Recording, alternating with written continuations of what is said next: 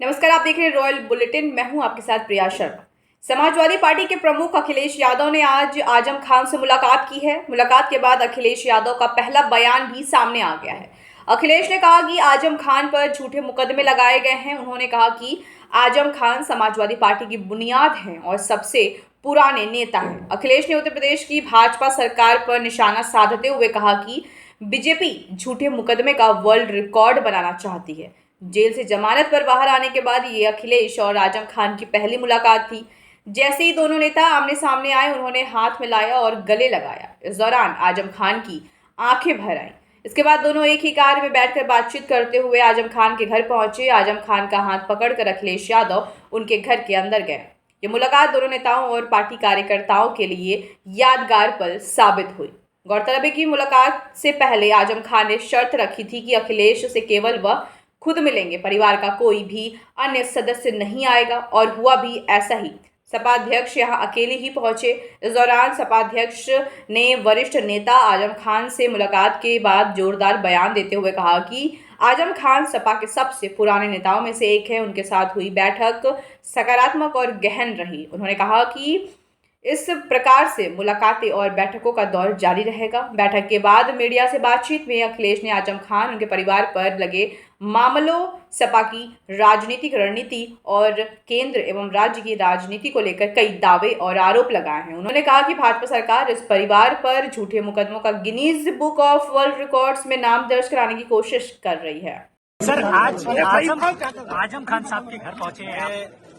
जी, मैं पहले नहीं पहुंच पाया था जी। आजम खान एक मिनट क्या मैं आज आदरणीय आजम खान साहब से मिलने उनके घर आया हूं और उनके स्वास्थ्य को लेकर के, और इधर उनका स्वास्थ्य भी बहुत अच्छा नहीं रहा जी।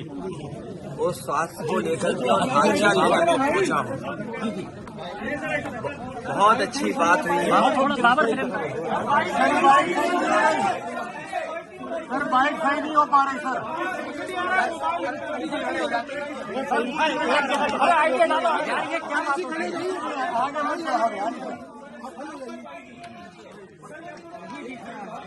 सर, ये दम घुट रहा है, मौत होने तैयार है आदमी की। मैं मिलने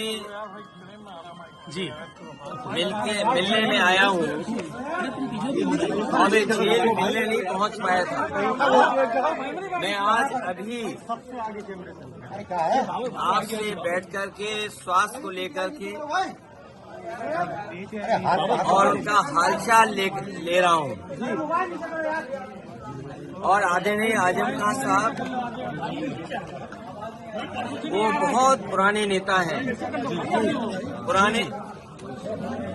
पुराने नेताओं की बात ही कुछ और है, पुराने लोगों की बात ही कुछ और होती है। ये हमारी पार्टी के दरख्त हैं। इतनी गहरी जड़ें और उतना ही गहरा उनका साया भी हम लोग के साथ हमेशा रहा है। और ये बड़ी लड़ाई है, उसमें हम सब लोग मिलकर के लड़ेंगे। उनका स्वास्थ्य अच्छा हो, उन्हें न्याय मिले, और शायद देश के इतिहास में और पॉलिटिकल कैरियर के इतिहास में पता नहीं भारतीय जनता पार्टी कौन सा गिनीज वर्ल्ड रिकॉर्ड बनाना चाहती है। कौन सा वर्ल्ड रिकॉर्ड की पॉलिटिकल परिवार आदरणीय आजम खान साहब पे सबसे ज्यादा केस लगे हैं। कोई अगर दूसरा परिवार ऐसा हो जहां पर केस लगे हो, उनके ऊपर है गलत केस लगे, उनके पत्नी पर बेटा अब्दुल्ला और उनके परिवार के और जितने भी साथी रहे, उन सब पर इस सरकार ने झूठे मुकदमे लगाए हैं। और इतना तकलीफ परेशानी किसी को नहीं पहुंचाई गई होगी जितनी आदरणीय आजम खान साहब और उनके परिवार को पहुंचाई गई है। ये कोई वर्ल्ड रिकॉर्ड बना रही है भारतीय जनता पार्टी।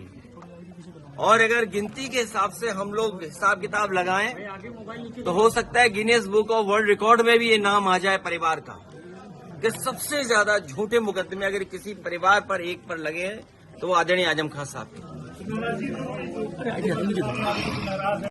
जेल से बाहर आने के बाद आजम खान और अखिलेश यादव की यह पहली मुलाकात सपा के लिए नया मोड़ साबित हो सकती है।